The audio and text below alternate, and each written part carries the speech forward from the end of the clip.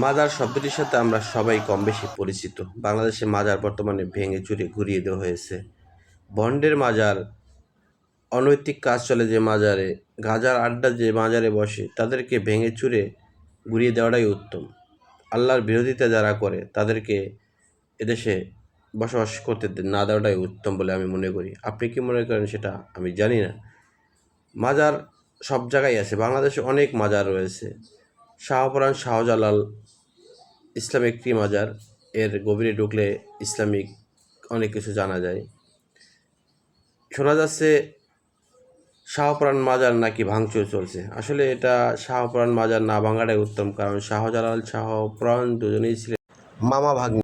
এদের ইতিহাস অনেক বিরল, অনেক বড়, তাই এদের মাজার না ভাঙাটাই উত্তম।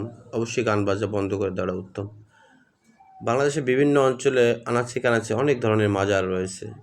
বিগত দিনে মাজারগুলোকে আঘাত করেনি। ইদানিং দেখা যাচ্ছে এই মাজারের লোকজন রাস্তায় নেমে ধর্মঘটের ডাক দিয়েছে।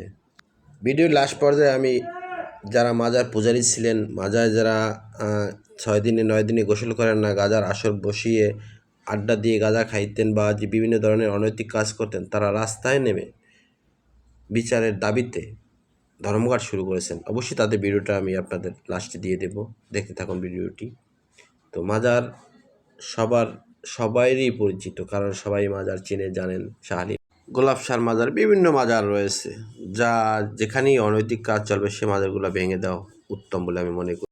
আপনার এলাকায় যদি এই ধরনের কোনো মাজার থাকে যেখানে গান বাজনা, মানুষের ঘুমের ডিস্টার্ব, পড়াশোনার ডিস্টার্ব, কোনো আসর বসে, অনৈতিক কাজ চলে, ওই সব মাজারগুলোকে আপনি আপনার এলাকার লোকজন নিয়ে ভেঙে চুরে গুরমার করে দিন, কারণ এগুলো দেশে চলতে দেওয়া যাবে না। এটি একটি ইসলামিক কান্ট্রি, যে কান্ট্রিতে রয়েছে অনেক উলিয়া, কিন্তু বন্ডের কোনো জায়গা নাই এই বাংলাদেশে। তাই আপনি আপনার এলাকায় লোকজন নিয়ে অনৈতিক কাজ করা যেসব মাজার আছে সেগুলোকে ভেঙে চুরে ঘুরিয়ে মাটির সাথে মিশিয়ে দিন। ইসলামিক দেশে এ ধরনের অনৈতিক কোনো কাজ চলবে না, কোনো বন্ডের মাজার থাকতে পারবে না বলে আমি মনে করি। আপনারা মতামত দিন।